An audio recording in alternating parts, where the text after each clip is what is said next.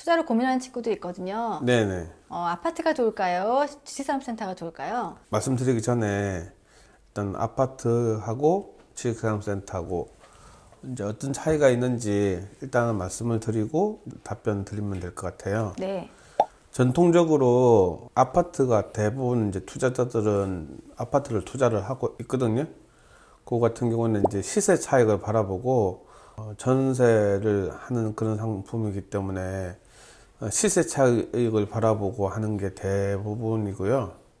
그리고 취식산업센터 같은 경우에 이제 최근에 이제 관심들을 많이 가지는데 월세를 바라보고 하는 상품이에요.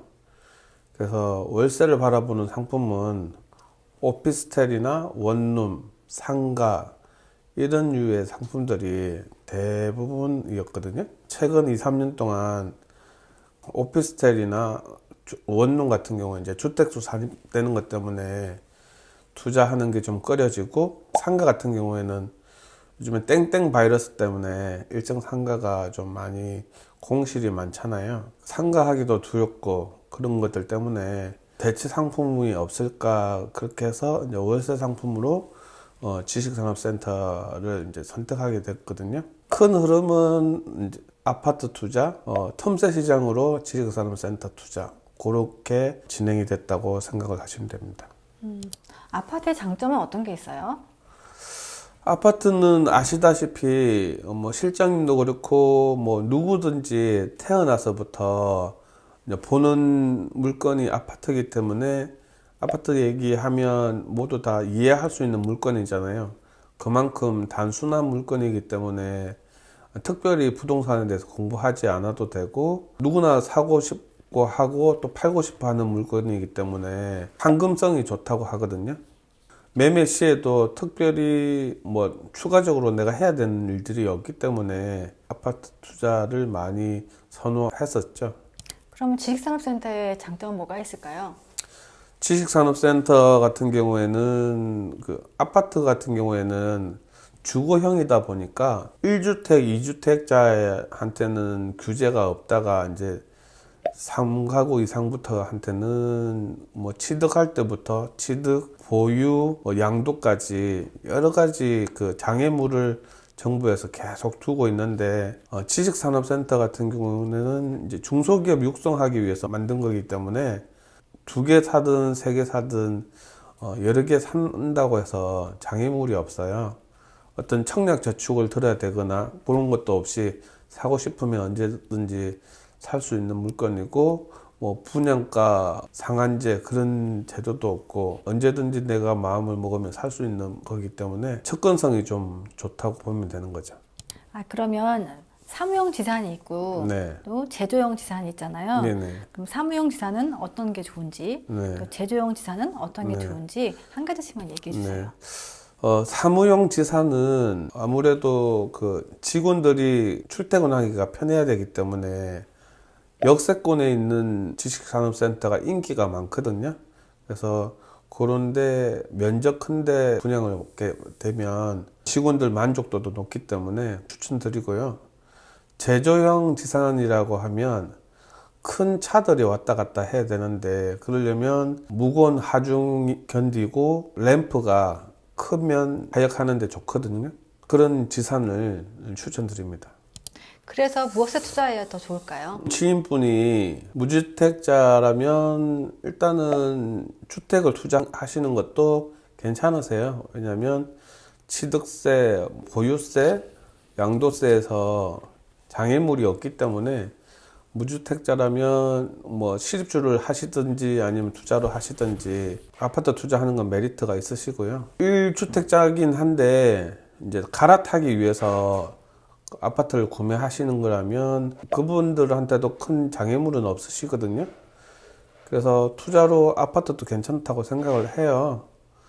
그리고 그 사이에 언제든지 지식산업센터는 구매를 하셔도 되기 때문에 2개를 투트랙으로 가셔도 되고 아니면 일단 먼저 아파트를 구매를 하시고 나중에 지식산업센터를 구매를 하셔도 되고요. 다주택자 2주택 이상은 이제 구매를 하실 계획이셨다면 지금은 워낙 이제 제재하는 부분들이 많기 때문에 2주택 이상 구매하시는 거는 바람직하지는 않고 이제 추가로 투자를 하시는 것들은 취식산업센터를 구매하시면 좋으실 것 같습니다.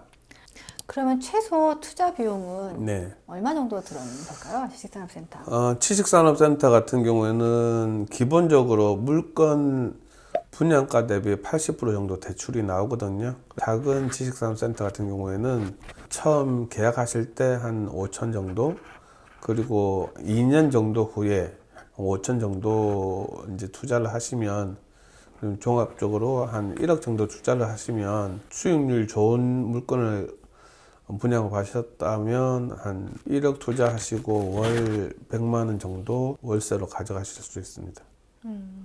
그러면 제 친구들 중에 임대를 임차, 그러니까 다른 건물에 들어가려고 하는 친구가 있는데 네. 그 친구가 분양을 받을까, 네. 아니면 이자가 좀 생각이 되니까, 네. 아니면 그냥 임대로 다른 네네네. 건물에 들어갈까 네. 고민하는 친구가 네. 있어요.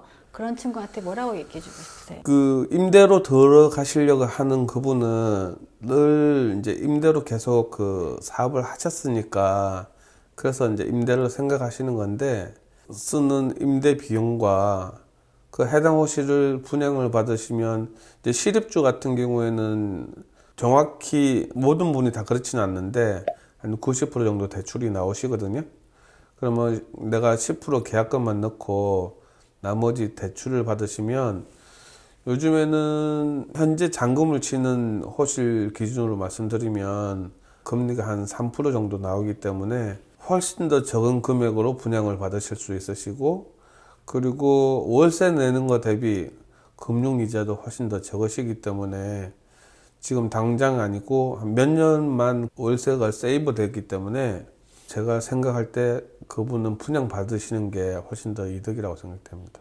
그럼 제가 유튜브를 봤는데 90%가 안 나온다고 이렇게 얘기를 하는 유튜버가 있었어요. 네네네. 거기에 대해서 어떻게 생각하세요? 대출 실현은 어차피 지금 되는 게 아니고요. 잔금에 대한 대출은 건물이 다 올라가고 이제 사용 승인이 나고 이제 잔금 대출을 받을 때 그때 이제 확실하게 얼마 대출 픽스가 되는데, 기본적으로 투자자에 대해서 질문을 하셨다면 손님들한테 일단 80% 대출을 말씀드리거든요. 그런데 질문하셨던 그런 실입주 손님이시면 기본적으로 80%는 당연히 대출이 되시고요. 90%는 실입주고 크게 하자가 없으면 90% 정도 대출은 나오세요. 그럼 이렇게 지식산업센터에 대한 정보는 네. 어떻게 받으면 될까요? 요즘 지식산업센터에 대한 정보는, 아파트는 전산들이 이제 많이 보편화돼서 많이 오픈돼 있는데요. 지식산업센터 정보 같은 경우에는 전산에 다 오픈되지 않은 곳들도 많이 있거든요. 그래서 믿을 만한 영업사원을 옆에 이제 두시고 여러 가지 질문도 하시고 투자도 하시고 그렇게 하시면 삶이 윤택해질 거라고 생각됩니다. 그러면 좋은 영업사원은 어떻게 구해야 될까요? 좋은 영업사원을 어떻게 구하는지는 제가 이 자리에서 말씀드리기는 힘들고요. 요즘에 지식산업센터가 워낙 핫해서 손님들이 가지고 싶은 핫한 현장은 유능한 영업사원이 아니면 구해드릴 수가 없거든요. 그래서 그런 호실을 영업사원한테 구해달라고 했을 때 그 호실을 구해주면 그 영업사원은 나름 유능한 영업사원이니까 그 영업사원과 이제 쭉 가시면 성공하리라고 생각이 됩니다. 여기까지 하면 될 것 같아요.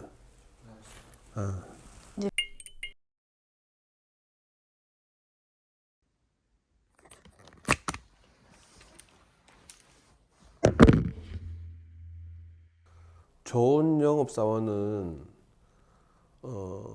현재 가장 좋은 물건을 손님한테 권하고, 막상 좋은 물건이라고 권했었는데 1년이나 2년 후에 사회 환경이 바뀌어서 그 물건이 좋지 않은 현상으로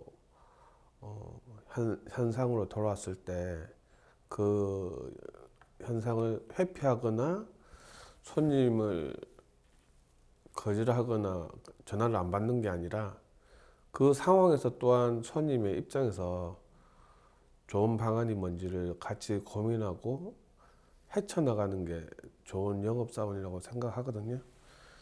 그래서 어떤 영업사원은 문제될 소지가 약간이라도 있으면 권하지 않는 영업사원, 그러니까 처음부터 약간의 위험이라도 지지 않겠다 그런 영업사원도 있고,